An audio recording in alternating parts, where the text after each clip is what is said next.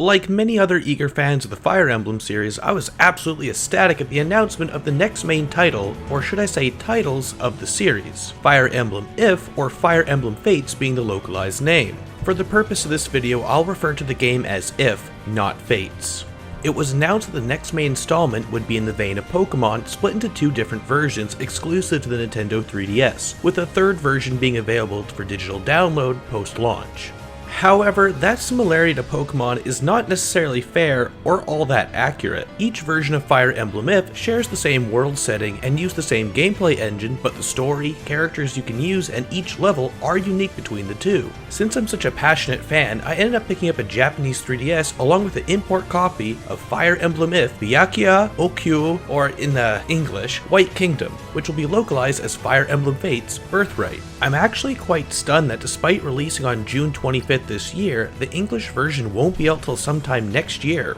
Why? Nintendo announced day one this title would be localized, so why is there such a delay in the English release? I'm not the only one frustrated by this, as a group of dedicated fans announced an English translation for Fire Emblem If that they plan on releasing prior to the official localization, but that's for another video.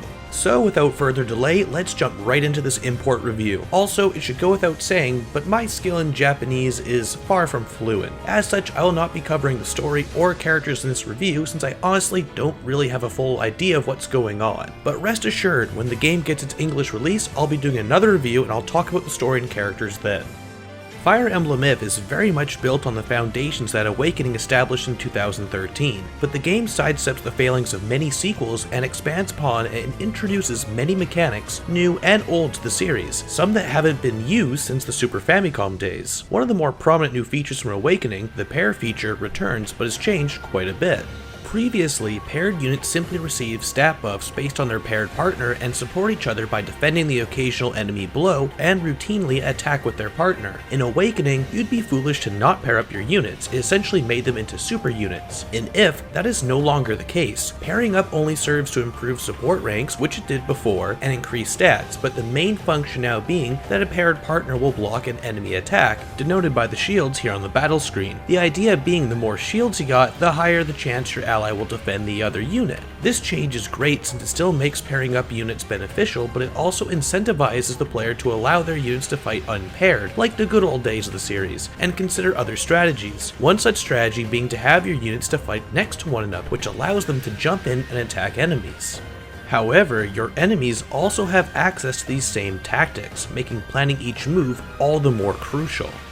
This change made me implement more aggressive strategies since enemies always attack in packs, and simply luring them to attack you could prove fatal. Fighting paired enemy units almost felt like mini-bosses during the first few chapters. I honestly really liked this change since it made me think more tactically about the positioning of both my units and that of the enemies, and it made me consider and change up my tactics from time to time. Fire Emblem If also brings back a feature only used in Fire Emblem Thracia 776, Capture. Capture is a special command that allows you to, well, capture enemies if you land a killing blow on them with the command. I only ever discovered this returning feature through accident and didn't really find it all that useful, but it was interesting to see it return. The weapon triangle, another series staple, has also seen some changes. Now it's more like two triangles that overlap with one another. Swords and magic beats axes and bows, but they beat lances and hidden weapons, which best swords and magic. Various weapons also have built-in stat modifiers, some being able to lower stats of any unit attacked by another equipped with such a weapon. Overall, these various changes to the battle system make Fire Emblem If a far more challenging and, in my opinion, deeper experience than what we got with Awakening. While the new weapons triangle took some time to get used to, it still provides some interesting new considerations to take into account, like the aforementioned stat modifier weapons. Weapon durability is also removed, which I didn't mind, especially since you'll be improving your weapons at your base. In the vein of Suikoden, you'll have access to a castle to call your own. Here you can place buildings with various different functions, like an arena to earn gems and crafting materials for weapon creation. You can also upgrade these buildings to improve their features, like allowing shops to carry better gear and equipment to sell. You can even build a personal room for your main character in which he or she can invite different characters into their room to rub their faces. Yeah, this is one of those more bizarre additions, which I feel was only added to appeal to a very specific crowd.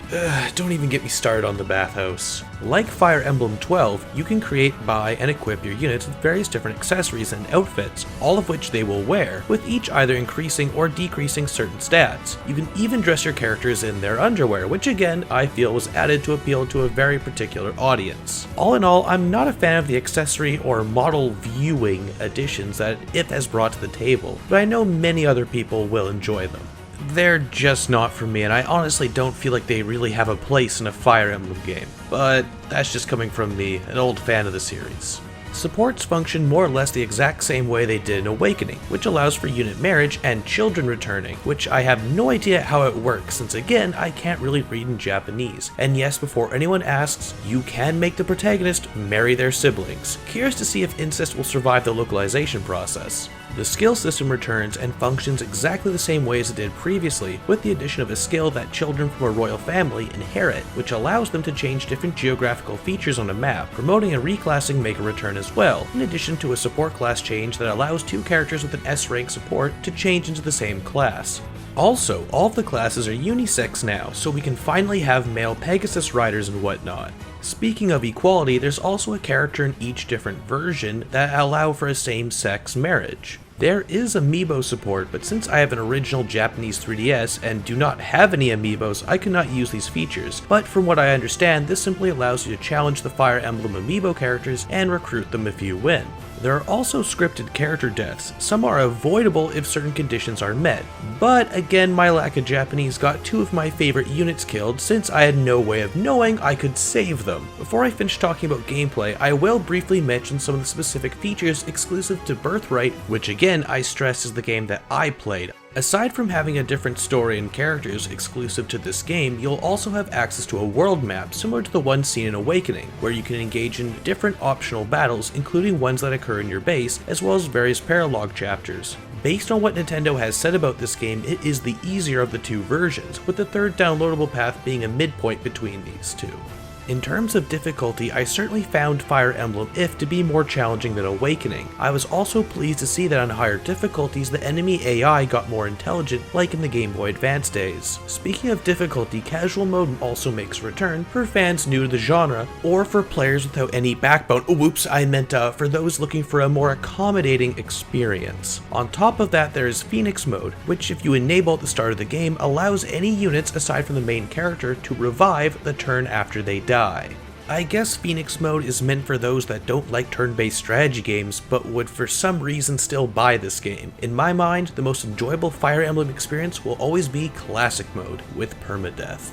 Despite some of the more crude additions of face rubbing, the bathhouse nonsense, and the accessory feature, I really felt that all the changes to the formula were welcome additions that made for a much more enjoyable experience than what I got from Awakening, and that's saying something.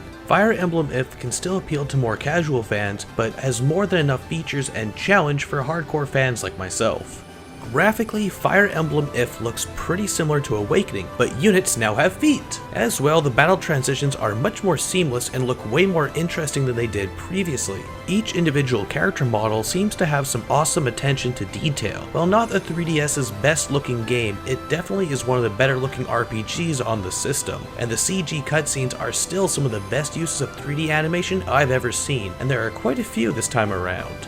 Yusuke Kozaki also returns to do the character designs for Fire Emblem If, and I feel much more mixed about these new designs than the ones in Awakening. I honestly think characters like Camilla look like they belong in No More Heroes rather than in a Fire Emblem game, but I digress. If you recall in my review of Fire Emblem Awakening, I said that it had the best soundtrack seen in the series, and now I stand corrected. Fire Emblem If easily has the best soundtrack in the series, or perhaps in any RPG in recent memory. I highly recommend playing this game with a good pair of headphones, as the music is nothing short of absolutely brilliant. I'm seriously at a loss of words trying to figure out how to describe to you how good the music is. Just listen to it, you'll love it.